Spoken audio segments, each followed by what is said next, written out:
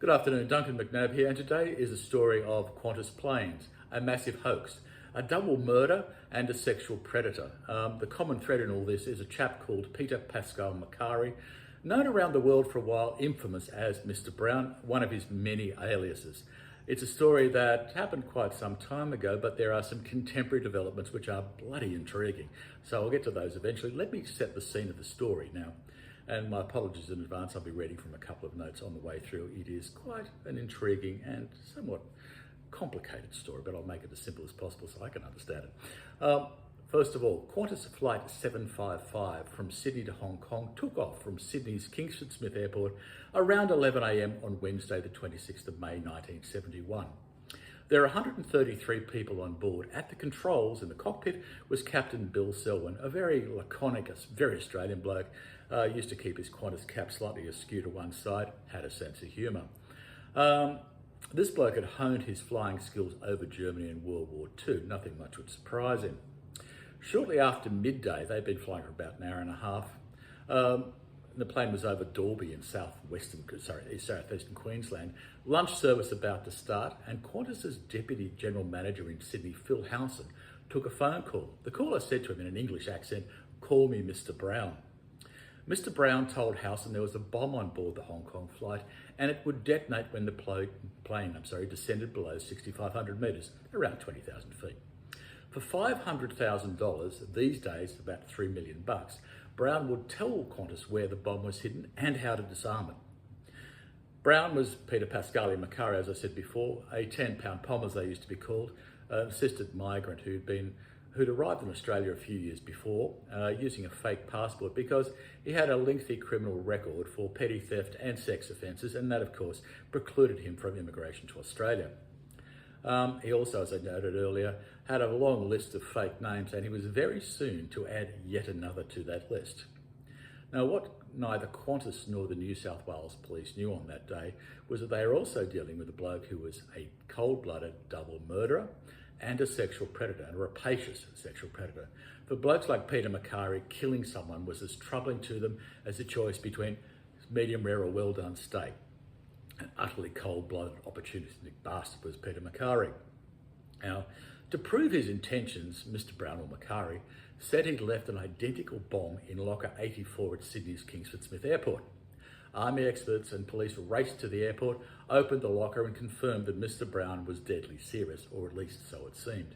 Inside the locker was a bomb made from sticks of gelignite and attached to an altimeter. They very quickly removed the sticks of gelignite and replaced the sticks of gelignite with a light globe in order to test the veracity of the threat in the air. The bomb, now disarmed, or at least having the gelignite removed, was taken to a hastily scrambled Qantas executive jet, a Hawker Siddeley aircraft, smallly. The Hawker Siddeley took off, climbed to a 707's usual cruising altitude of around 10,000 metres, a bit over 30,000 foot. Then the experts began their test. The pilot started his descent to Kingsford Smith, with the bomb experts and crew watching for the globe to illuminate when the plane dropped below the 20,000 foot, 6,500 metres. And when it hit that mark, the bomb did. They knew that the bomb that was purportedly on board the 707 was the real thing. On the ground in Sydney, another 707 was being thoroughly searched by engineers, looking for places where a bomb could be hidden.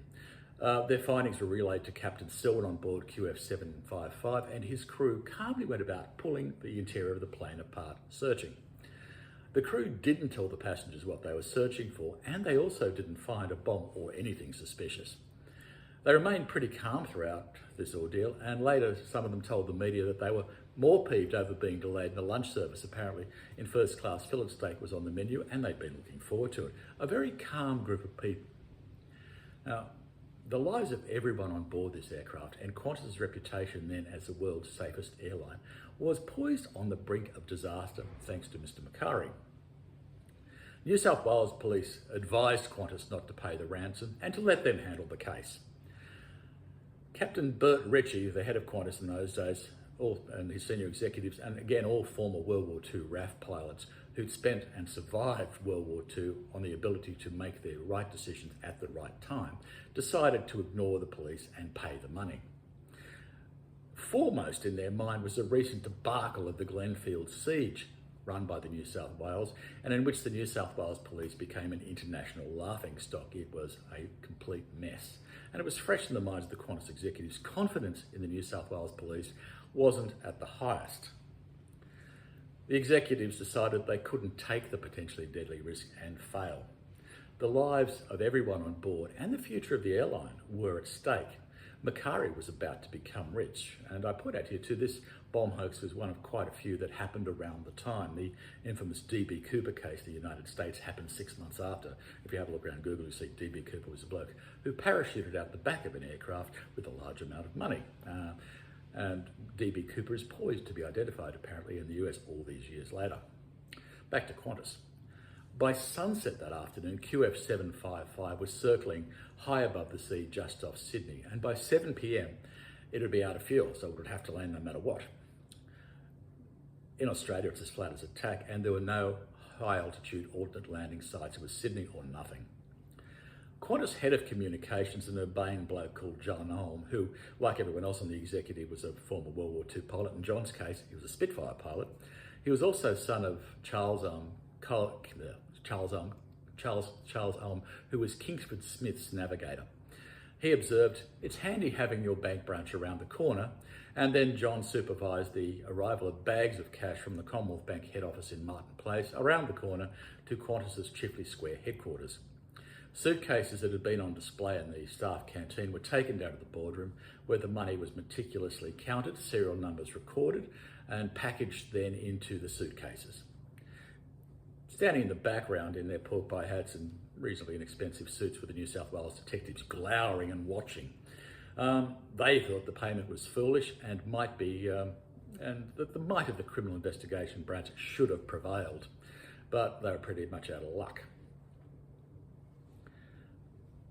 What the detectives from the CIB, glowering Qantas staff, didn't know was that a debacle even bigger than the Glenfield siege was about to take place, and they would be squarely in the middle of it. Captain Howson and Macari spoke regularly throughout the afternoon, with Macari using different public phones around the fringe of Sydney CBD. At 5:45 p.m, Qantas chief Bert Ritchie took the cash-laden suitcases down to the Qantas house front entrance per Macari's instructions. Macari, not quite inconspicuous, wearing a fake wig, a fake moustache and glasses, was waiting at the curbside outside the front door of Qantas House in a stolen yellow combi van. Ritchie pushed the cash in the suitcases through the open window to him, and Macari drove off. Now, the detectives, who were poised to follow or arrest Macari, blundered into the wrong lift and were accidentally locked in. An absolute farce. Here are the detectives waiting to spring into action, and they're stuck in a lift. They can't get out of the lift. Macari gets away. What they also couldn't do was alert the surveillance police who are outside. Now, these police were known then as the Dogs. They were in place already, waiting for the detectives' call to action, but of course that never came. Macari, in his very conspicuous combi van, disappeared into the night. Police Commissioner Norman Allen later said of his men's work, "It was a very well laid plan. Unfortunately, it didn't go the way which it was designed." Understatement of the decade. Police were once more a laughingstock in a case with a high global profile. These sorts of hijackings dominated world headlines. Pardon me. About 6:10 p.m. that night, Macari rang Qantas and told them that there wasn't a bomb on the plane. It had all been a hoax. At 6:40 p.m, Captain Selwyn slowly began his descent for landing, and he recalled, when he got on the ground, "It was the most frightening thing. We came below 20,000 feet and no bomb went off." The plane was landed safely at Sydney Airport after almost 8 fraught hours. It should have been a routine flight. It's a flight that has gone into history. John Olm, again, fronted the media that night and talked about the drama at 35,000 feet. But he very tastefully didn't mention the dismal failure of the New South Wales Police Force that afternoon. For Qantas, getting the passengers on the ground was the whole game. Story was on front pages around the world, and the airline's reputation for safety was cemented into history. Now, how this all came into play is intriguing itself, and a bit of Hollywood. The inspiration for Macari's plan was Rod Serling, the filmmaker's 1966 Hollywood movie, Doomsday Flight. Serling, after the Qantas bomb hoax, later said, I didn't know there were that many kooks in the woodwork. I wish I'd written a stagecoach drama starring John Wayne instead. But in Macari's case, the kook nearly got away with it. The police investigation stumbled along for months without any strong leads. Detectives went to London, they went to Hong Kong, they went to various other places. A very expensive, very high-profile investigation that achieves absolutely nothing. In August 1971, however, a breakthrough happened, and it wasn't through deft investigation, but by a young man with a conscience. His story has only been told to police until I found out about it and I interviewed him. It's a very different story to this one the police spun to a fairly gullible media, which put them in a great light, not in the light that they're appropriately portrayed in, which is what this young bloke did. He said he'd met Macari when he'd been a part-time sex worker on Darlinghurst's notorious Wall place, a pickup place where young men and older men applied their trade. He said that Macari was repugnant, but that the young man needed cash, so he and Macari became acquaintances. Macari, he said, would occasionally use him as bait to lure other young men, a not uncommon thing amongst really creepy sexual predators, of which Peter Macari is benchmark. Not long after the two had met, Macari became suddenly wealthy. He was sporting a fat roll of cash in his pocket, and he would cruise the streets in a new American muscle car, again, very conspicuous. Rumour to criminals, by the way, as I've always said, if you're going to make a lot of money, don't flash it round because that's the fastest way to get caught. Macari obviously didn't get that message.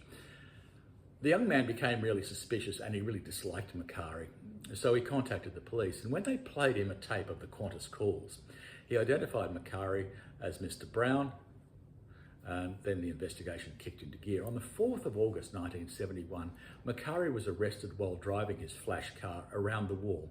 In 1972, he pleaded guilty and got 15 years. His accomplice was a chap called Raymond Pointing, a mechanic who built the bomb for him. He got 7 years. The two blokes had met when Macari had employed Pointing at his fiberglass and boat building factory in Brookvale in Sydney's north. Pointing also had been attracting quite a bit of attention after the hoax by driving around the Bondi area where he and Macari lived in an E-Type Jaguar, one of the most sought after cars of the time and still very sought after. One other person, a chap called Francis Sorohan, was a Queensland mine worker Macari had met on his Australian travels and had provided gelignite for the bomb. He was charged with a minor role, but the charges were later dropped. Now, a police investigation then focused on where the money went, and they, quite sensibly at this point, decided to follow the money trail, which took them around New South Wales, around Queensland and the Northern Territory. They found that Macari had bought properties and he had a garage full of costly cars, including the E-Type. Very flash, very ostentatious with Mr. Macari. They recovered around about $140,000 of the ransom money in a house in Annandale that Macari had bought. But the cash was only part of the money they'd expected. The fate of the rest of the cash remains a bit of a mystery, with some romantic stories that it was buried at a location known only to Macari, or was put in a waterproof safe and dumped off the Bondi Beach. And this story was probably motivated by police finding receipts for the purchase of the safe, but they didn't find the safe. One problem with this theory, of course, would be a safe full of money being manhandled into a small boat by Macari, then taken offshore and dumped. Fairly likely that both the safe and Macari and the boat would have ended up in the water. It is unlikely. Great story, but not terribly practical. One story that may explain where some of the cash came from an old detective mate of mine who alleged some of the boys on the job, it was like winning a lottery. New South Wales Police Force had some interesting issues at that stage, but that's purely an allegation.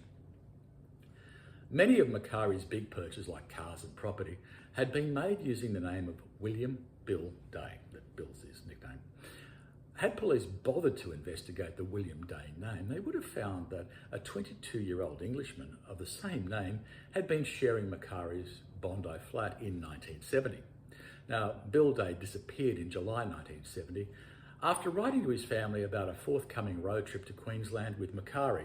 The young bloke was travelling around Australia and planned on spending a couple of months in Brisbane. He was going up with Macari, and then he'd leave Macari there and continue on. Now, Day actually disappeared on that trip. It was a one-way trip for him, very much so. Macari came back to Bondi, telling his mates that his travel companion had decided to stay in Queensland.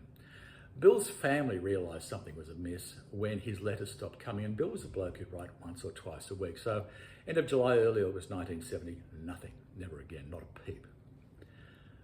Day's family tried to find out what had happened to him, but were thwarted by 25 years of policing blunders both in Australia and in the UK. An article by an Australian journalist called Basil Sweeney in 1995 finally stirred a competent investigation. Macari, who'd been deported to the UK in 1980 after his sentence, on a Qantas plane, funnily enough, was then running a fish and chip shop in Brighton. He was interviewed by police and denied ever knowing the name Day at all, in spite of the rather large pile of evidence that he should have. But with nothing decisive linking him to Day's disappearance, nothing much happened. He wasn't arrested. Macari died in 2013. Tony Day is Bill's younger brother. Now, he's given a DNA sample to New South Wales Police in the hope that one of the 2,500 unidentified human remains in Australia might just be Bill, his brother. Tony told me that Bill's disappearance and murder, and it's unlikely to be anything else, had sent both of his parents to early graves. It is the saddest of stories. The reason for the DNA may be that the same DNA genealogy technology that found Joseph DeAngelo, the infamous US Golden State Killer, might finally help the Day family. But there was another murder in which Macari is the prime suspect. In 2017, Hampshire Police in the UK reviewed the cold case homicide of George Macari, Peter's brother. George was an adult with an intellectual disability and disappeared from the Botley Park Hospital in Surrey in 1962.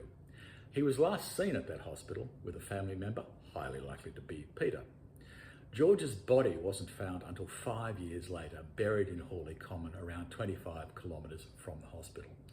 Cause of death was multiple head injuries. He'd been murdered. No arrests were made. Peter Macari is still the prime suspect, according to the Hampshire Police. Now, I've written quite a bit over the years and done a lot of media commentary on this compelling, complex mystery. Media interest in these cold cases can occasionally stir people to come forward with long forgotten information or motivate them to finally talk. They know it's safe and they can come forward. That happened to me just before Christmas last year, 2023. I was contacted via Facebook by a bloke now living in Australia. He told me that in the mid-1980s, when he was just 15 years old, homeless and living on the streets of Brighton in the UK, he met and was befriended by Peter Macari, then in his 50s. Hope turned to horror when Macari, who'd offered him food, shelter and ostensibly kindness, got him back to his big houseboat where he was living and drugged him and repeatedly raped him. Now, he wasn't the only victim of Macari. Other people have come forward talking about it as well, and Macari was a rapacious sexual predator. Around the Brighton area where we lived on this massive houseboat, he was known as Pete the Perv, no surprise there.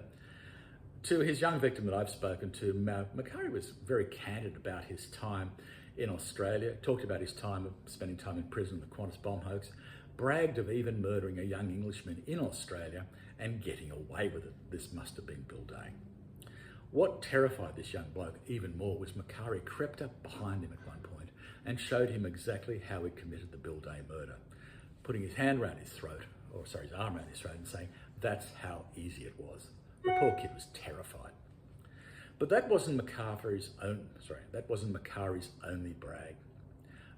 He said that he believed Richard Pointing, his colleague, had grasped the police, which led to his arrest.